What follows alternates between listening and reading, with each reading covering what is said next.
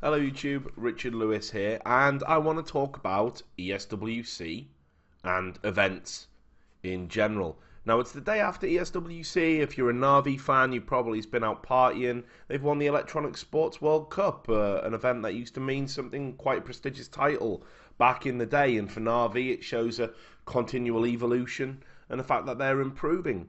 They beat Cloud9, so if you're an American, obviously you're a little bit disappointed, but Cloud9 is showing improvement. They're making it to finals now. They're being competitive against top European teams, starting to deliver on their promise. So, you can't really grumble. And there was some thrills and chills and spills. All in all, the games were pretty good.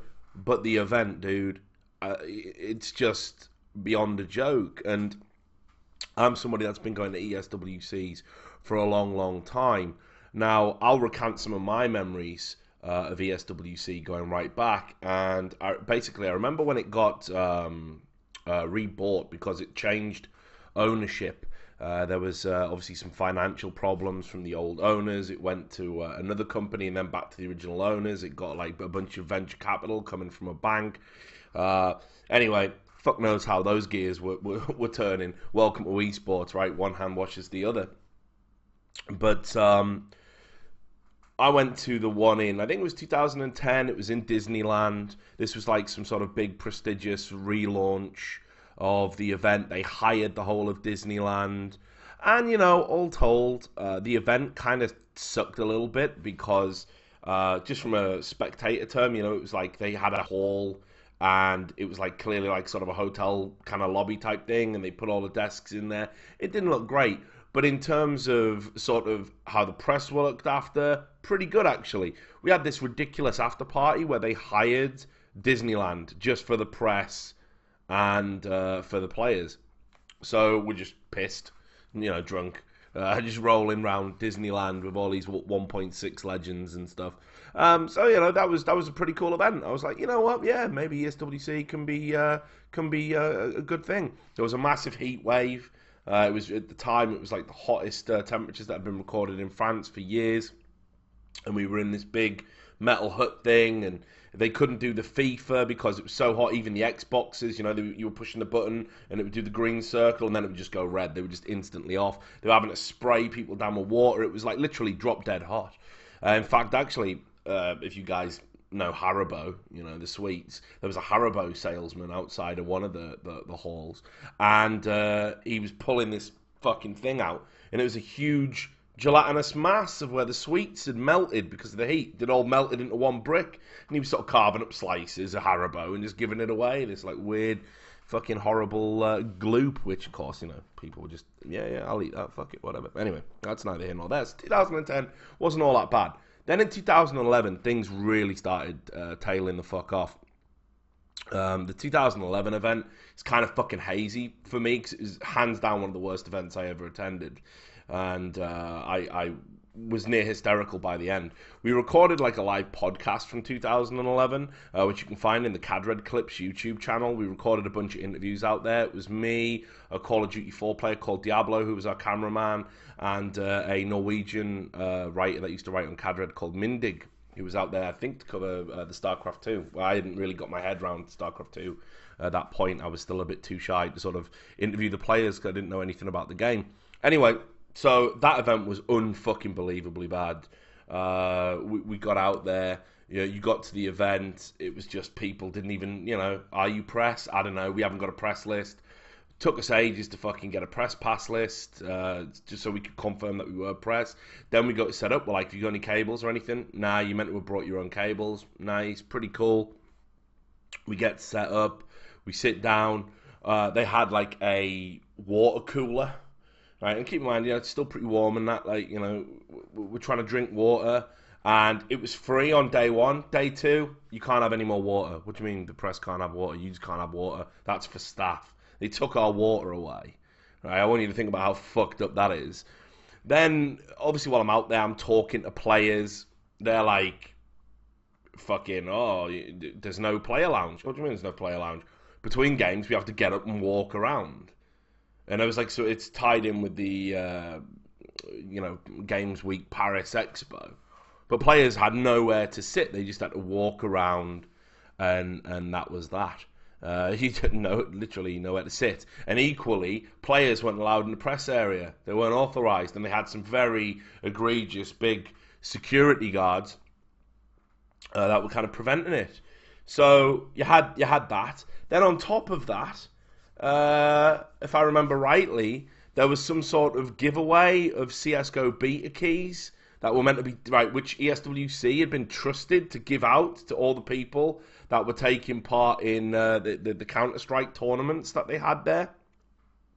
Anyway, instead of all of the players getting a CS:GO beta key, what they did was, to impress all the StarCraft 2 players, they just gave them CS:GO beta keys. It's part of some like, ooh, please come back to our big event, because obviously StarCraft 2 was the biggest esport at the time. So they just gave away stuff that was meant for Counter-Strike players to StarCraft 2 players to impress them. And of course, StarCraft 2 players don't give a fuck. What were they going to do with those beta keys? They were selling them. I mean, at the time, the CS:GO beta key was going for a ridiculous amount of money on eBay. So, I mean, the CS players all came away from that event saying, we're meant to have CS:GO beta keys, aren't we? Nah, get fucked. So, like I say, I'm pretty sure that was 2011. 2012, yesterday, someone... and look, there's a bunch of other stuff. I mean, seriously, like, I could just do a whole video on that one event. But, you know, just go, check it out. It was fucking awful. Nobody had a good time. 2012, I was like, you know what? It can't be that bad again. I'll give them the benefit of the doubt. I'm sure they're going to learn. Because they did the same thing. 2011, they were like, look, we made mistakes. We're going to learn. We're going to improve. Now, somebody yesterday posted an interview I did with Kogu, Legendary 1.6, Orpa from Brazil.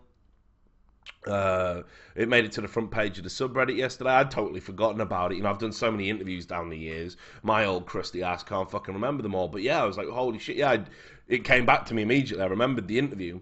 And yeah, he had a terrible time.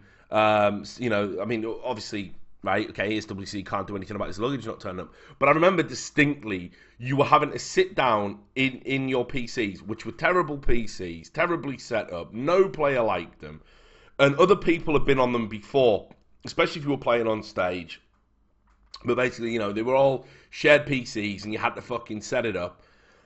And drivers were conflicting, everything was fucked. But they were saying, we've got to stick to the schedule. And the reason that the schedule was so important was they booked a venue where at 7 o'clock, you had to get kicked out. That was it. It was closed. It just, that was it. Get the fuck out. Security literally forcefully ejected you from the building at 7 o'clock. You were allowed like this sort of grace period till about 8 if you were a player, but everyone else out at 7 on the dot.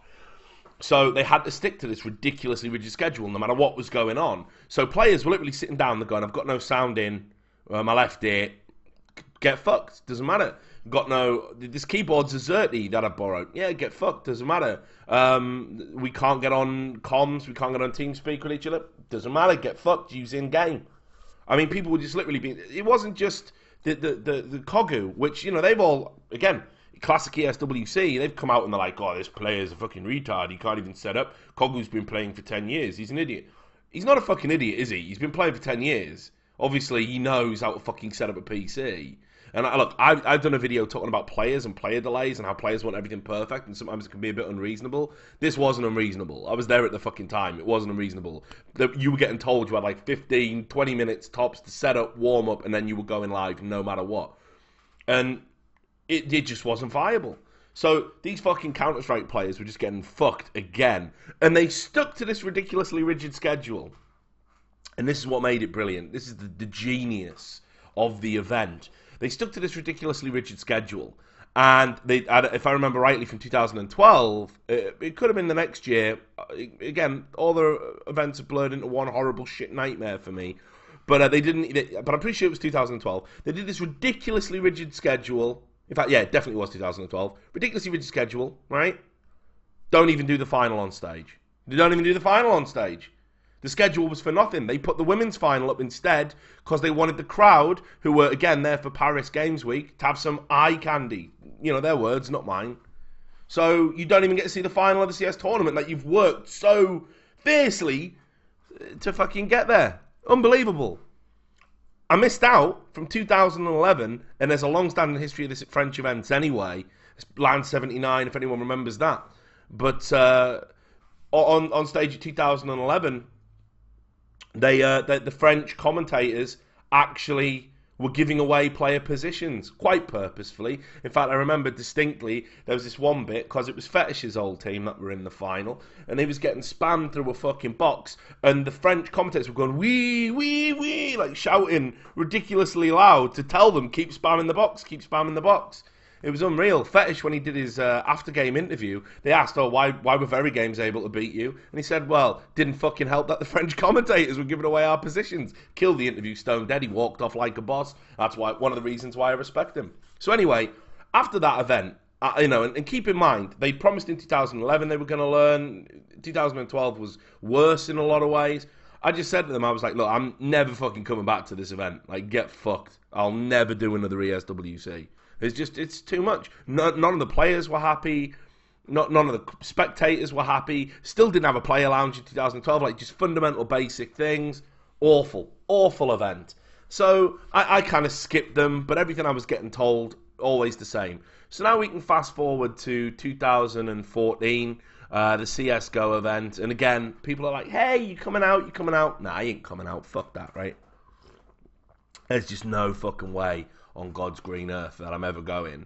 And we all remember what happened, right? Like, so this was an event where they literally were just, fucking, again, same old problems in terms of what was going on back. Loads of the players were complaining about setup and admins and nobody understanding English, communication being difficult, scheduling being difficult. And predominantly the people I talked to were the casting talent, the production talent.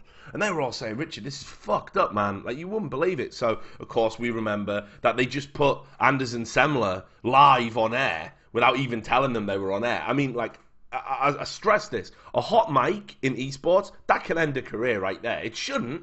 But you guys will go fucking mental if you say something that you're not supposed to and clamour for their job. So if Semler's just like, yeah, you know what, fuck English people, you know what I mean? There's going to be like some massive furor, isn't there, about it? And he's under pressure, and then maybe he doesn't get picked up for a few events and stuff. So that's one of the worst things you can ever do with a bit of talent, like hands down, right? On top of that, you had the incident with Miss Rage. Yeah, she's there to be a host. We'll just throw her on air. Fucking humiliate her. Like, she's never casted before. We're going to make a cast because we think it's fun and amusing. And again, just all of it was just awful. I talked to all the talent out there. Most of them were like, this is just going to be, an event that we're going to scratch off. But of course, now things are a little bit more complicated, and people have to do stuff that maybe they would ordinarily opt out of. There's money on the table. And fuck it, this year it was in Montreal, right? So you think it's going to be good. Now, again, it's not surprising because I'm fucking viciously critical of ESWC. Every time they run an event, I know it's going to be a disaster. They do not learn. And in fact, as soon as I was criticising all the things that were going wrong, you can see for yourself. These guys came out on Twitter defending themselves, going, oh, well, we've run a good Call of Duty event. Well, fuck off and stick to that then. Stop fucking up CS, which is all you've done consistently since like 2011, you fucking jerks. So, and they do this. They take it so personal if you criticise their event, which, all people want is for them to learn, and they just spend their entire time crying on Twitter, oh, this is so unfair, this is a lie, why you say these things? We're saying these things because it's fucking true, you pricks. It's unbelievable that they've got the fucking sack to go on social media and try and defend how bad an event this was. And I'll reel off just some of the fucking things. So first of all, you've got the fact that, again, during a heat wave, which has just been happening in Germany like a week before, they don't seem to understand that maybe heat, which is known for causing not just problems to people, but problems to machines, maybe you want to get some sort of coolant system. And this is fucking hilarious. They actually said that they did get a expensive coolant system, but the heat made the coolant system shut down. Yeah, figure that one out, right? So your coolant system shuts down in extreme heat. I don't know. Maybe you cut a few corners there. Maybe you scrimped and saved and you shouldn't have. Come the fuck on, guys. Like, and was there a backup coolant system? Nah. Well, again, no contingencies. So you have all of that problem. Everyone's miserable. The setup in general for the players, The chairs just, people were complaining about it left, right, and centre. Looked horrible. The venue wasn't particularly conducive to a spectator experience at all. Production was lousy. I mean, I was watching the stream at home. It was like a throwback. It's got to be said. And again, they didn't even have a basic understanding of how to run a broadcast. Like, you have got some of the premier fucking broadcasting talent. You've got fucking Semler. You've got Anders. You've got Fifth Laren, right? You've got Sadekist. These are motherfuckers that talk for a living. So if you're having technical problems, right, don't go for a short break, which means we'll be back in an hour. Have them fill. Have them do stuff. Only go to the breaks, right, which were just the groups and some ads, right? That was all that was being run the entire time. Just spam the ads, right? Have them fill until they're tired, until they've really exhausted all the possibilities. They were even cutting them off, having discussions to go to a break where you are sat at home just staring at a fucking screen. So that was beyond a fucking joke. The PCs that they had there, again, didn't function well in heat. But the biggest problem was the power strips. There again, people telling me there weren't enough power strips, so they were having to overload extension cables and stuff, and that's why they kept blowing all the time. So that was fucking, again, that's a basic. That's like just one of the things when you go to a venue. Any tournament organizer will tell you this. You look for like how convenient the power outage is, how many we got, the power outputs, how many have we got, how, are we going to need to run extension cables from one end of a fucking hall to the other because that's a problem, that's a fucking, these are just fundamental basics that they just appear to have forgotten. Keep in mind, this is ESWC, right? These people have been doing this a long time, and that's a basic thing, right? So, yeah. So, all the players had a fucking terrible time, and of course, ESWC are coming out and being like, hey, man, but we got it right on day 3. There was also threads about the VIP passes. Now, I really sympathise about this because I don't think this has been answered in a satisfactory manner. Not for me. A user called Mad Pumpkin on the Global Offensive Reddit basically said that we'd paid 75 Canadian dollars more for a VIP pass. And what the VIP pass was meant to give them exclusive access to the second floor where there was a big stream. You were meant to get a meet and greet with the players. You were meant to get an invite to the Opskins after party. But instead, the security, basically, just looking at the passes, they were like, yeah, okay, maybe you get up to the fucking second floor, maybe you don't. No one really knows what's going on. Then they go to the party and they're being told that the party is $30, but then it turns out it's free for everyone anyway. So the $30 that people were having to pay to get to the Upskins after party, that was a fictitious amount. So these guys are like, what the fuck have we actually got out of these fucking VIP passes? Nothing. And people were doing meet and greets with the players anyway. The players are just out there signing autographs, and literally they got fuck all for paying a higher price for the VIP passes. So that's not really been accounted for. And again, that's just a logistical. You've got to have a contingency there. If something goes wrong, or like let's just say if you have to give away all of that stuff to placate a crowd that are already enraged at a shit event, you've got to just have a backup plan. Like, oh look, we're really sorry, but we've got all this exclusive Valve swag that we were going to give away, but here you go, you can have some of it. We're really, really sorry. Please come back. Don't make a Reddit thread. Whatever you got to do, right? Nah, none of that. No one's even got in touch with that guy and tried to fix the issue, as far as I can tell. So you've got that. Anyway, while all this social media stuff is going on, and there was a thread right at the top of the subreddit basically saying, ESWC, please never organise a CSGO event again. Because standards are a lot higher these days, by the way. You look at some of the events we've had at MLG, some of the ESLs we've had, obviously DreamHacks, the production value, and, Gfinity's getting there as well. Production value's going up and up and up, delays going down and down and down. Things are getting better, best of 5 finals, right? We're really moving towards something uniform, and people are trying out new things now that we've never had before in Counter-Strike history, and it's great and it's awesome. And then you get some throwback event like this, like it's just ridiculous. So anyway, Mondial de Jeux released a statement again on Reddit, and they were saying, we Mondial de Jeu had the chance to stage the ESWC CSGO finals in Montreal. We prepared during months before the event, but encountered a lot of issues. We obviously have underestimated the tasks around production and management. In addition, on the first day, the servers crashed multiple times because of the intense heat in the venue. I don't know, maybe your weather forecast could have helped you there, buddy, but whatever.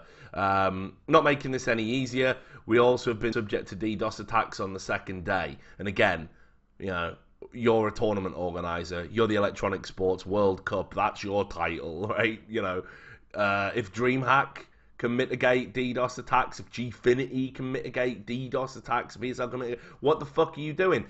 Swallow your pride, maybe talk to someone about it. Well, how do you guys do it? No one's going to fuck you off. Everybody wants events to not be subject to DDoS attacks, but yeah, whatever, okay. They go on, we are truly sorry for ESWC, the players, the casters, all of our sponsors and the fans for the too long delays. We try to prepare ourselves for every situation. Clearly not every situation. Because these are standard situations that every tournament organizer has plans in place for to deal with. But we weren't able to respond fast enough. Even if it doesn't excuse us, we want you to know that although we organised events in the past, it was the first time we tried producing this kind of event. What does that even fucking mean? Because this kind of event looks like the kind of event you had last year, the year before, the year before, the year before, and the year before. What is different about this event? Please qualify that statement, because it looks like any other event to me. We truly wish our lack of experience wouldn't have reflected on the quality of the tournament. Lack of experience. Have you completely changed team? That's weird, because I see the same old faces bitching about it on Twitter. So it looks like you've retained all your talent. So again, where's this lack of experience coming from? We appreciate all the support and we'll do everything in our part to make the next events better. Again, we apologise to ESWC, players, fans and sponsors. So there you go. Brilliant, right? Thanks very much. Thanks a fucking lot. So I don't know about you, right? But like this got me thinking about something that I've been talking about for a long, long time. And I really think we need it, right? Hear me out. I don't know if you guys know what a kite mark is, right? So in the UK, we've got something called the kite mark. Now, the kite mark is founded by the BSI group.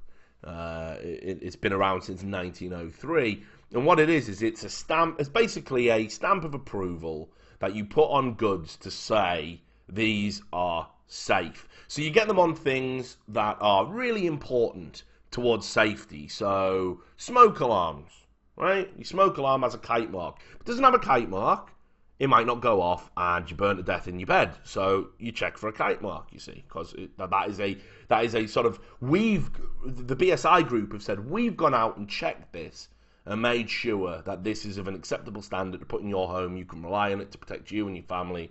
There you go. They do it for crash helmets, got a kite mark, you know that when you come off your bike, it's not going to split in half and split your fucking head in half. That's what they're there for. So they're on everything. Cars, you know, and it's a good thing actually, because you know if you see that there's been a safety inspector that has checked the product and it's, you know, safe. When you get those toys for your kids off the market, check for a kite mark. 'Cause if you don't, the head probably comes off and underneath is a knife, a gun, drugs, broken glass and everything else. That's just how it works. Now, there's a magazine over here as well. I don't know if it's global. It's called Which magazine. Not like the question, not like, you know, green skin and turn you into a toad. Which magazine. And it's a consumer-driven magazine where what they do is they go out and they review stuff and they give you an honest appraisal of what the product is like. And they just say, look, don't buy this, don't buy that, buy this, buy that. This is the best value for money. And it's done completely independently of all of the companies. So even on something like an Amazon or an eBay, which is meant to be like open source and it's meant to be all the people are just using it and jumping in and like, hey, I've got no affiliation. But we've seen more and more companies now pay people to do reviews. There is companies out there that offer to do fake positive reviews in exchange for money and they make it look genuine. So you can't even trust those sites anymore, which again, it's independently monitored and it's got ties to all the ombudsman and blah, blah, blah, blah, blah. Bottom line, Which magazine is a independent consumer magazine. It tells you what's good and what isn't. Now, where's all this going, Richard? Because you've gone off on a mad fucking tangent here.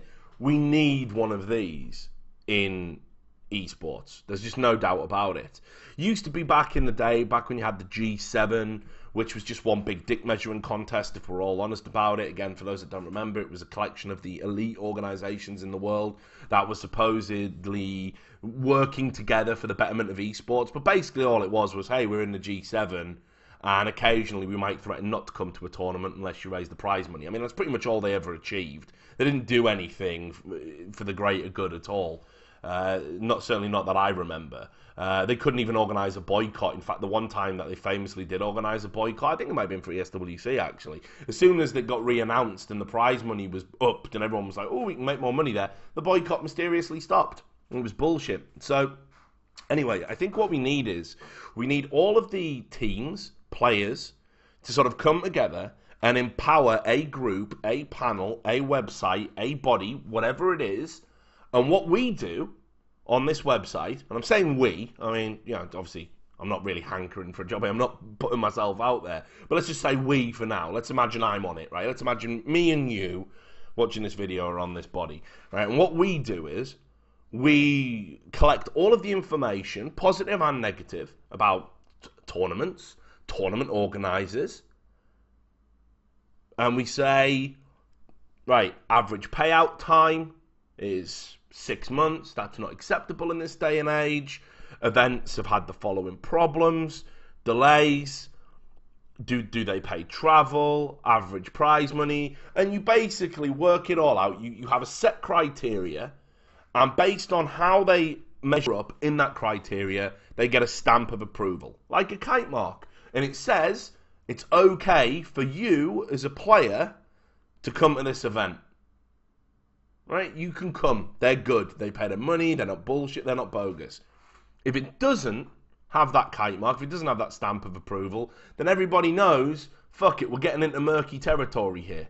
Now, keep in mind, especially for CSGO, we're going to get oversaturated with events. Every man and his dog pretty soon is going to start running tournaments. There's going to be overlaps. There's going to be clashes. There's going to be some people doing that deliberately. We might be moving towards pay-per-view events. I mean, seriously, it's going to get big. It's going to get huge.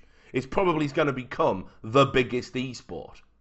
It's going to be on TV, for fuck's sake. I'm telling you, right? You heard it here first.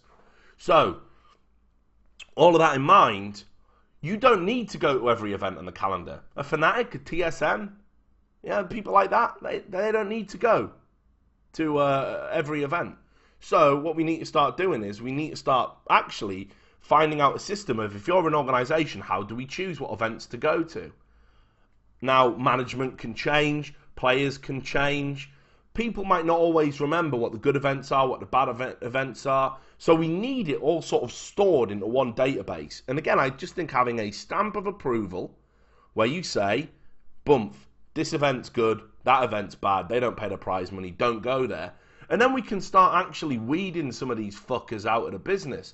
Now, I'm not saying, just to tie it back into ESWC, that I don't want ESWC out of business, because I don't, right? It's the Electronic Sports World Cup. There's a lot of history there, but they got to get their shit together.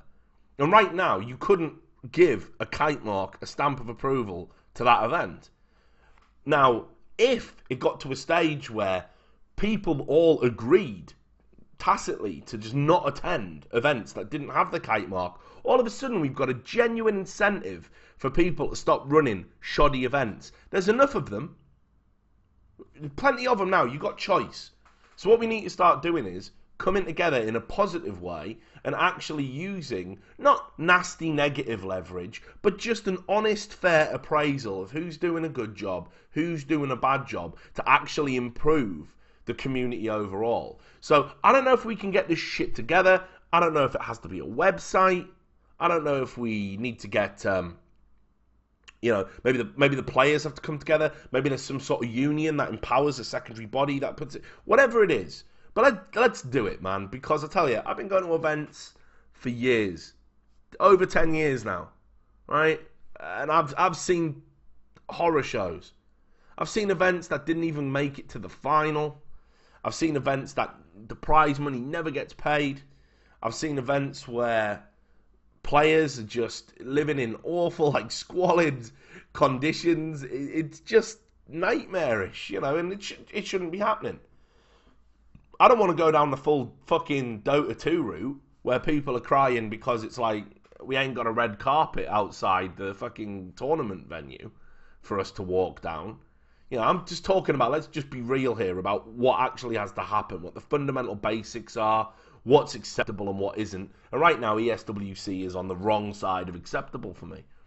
So, I don't know, just a few thoughts. Not a particular dig at ESWC, but if you're like me, right, I don't know, are you going to give them a chance in 2016? Because I'm kind of getting bored of hearing the same shit right now. And it's a great name, and it's a great brand with a lot of history, but sometimes that don't mean shit. Look at WCG. Sometimes you just got to cut the cord and let things go. Anyway, you can have the discussion now. Thanks for listening to this rant. Sorry if it was rambling, a little bit off the top. No, not prepared. Just wanted to do it anyway. I'll see you on the next video.